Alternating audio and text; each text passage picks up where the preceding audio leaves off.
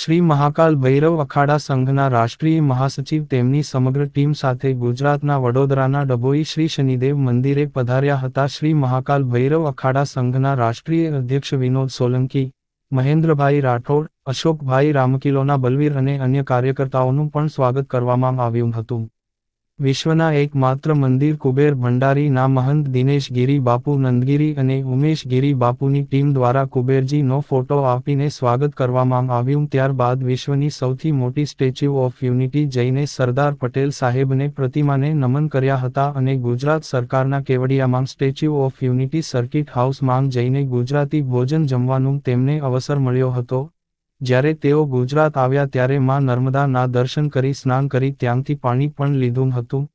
તેઓ ગુજરાતમાં આવ્યા છે ત્યારે અહીંથી ગુજરાતી સાડીઓ, બંગડીઓ અને અન્ય ઘણી વસ્તુઓ ખરીદી હતી જે ભરૂચ જિલ્લામાં આવેલ કુંડેશ્વર મહાદેવના દર્શન કરવા માંગતા હતા ત્યારે ડભોઈથી કુંભેશ્વર મહાદેવ જવા રવાના થઈ ગઈ છે. અરબી સમુદ્ર કિનારે કુંભેશ્વર મહાદેવ બે સમુદ્ર જ્યારે અભિષેક કરવા આવે છે તે દ્રશ્યો નિહાળવા માટે તેઓ સ્વયં ત્યાં પહોંચ્યા હતા. ત્યારબાદ વડોદરામાં ભગવાન શિવની સુવર્ણ પ્રતિમાના દર્શન કરીને તેઓ વડોદરાથી કર્ણાટકના બેંગલુરુ જવા રવાના થશે. રિપોર્ટર અફઝલ રજા ખત્રી, GPK ન્યૂઝ.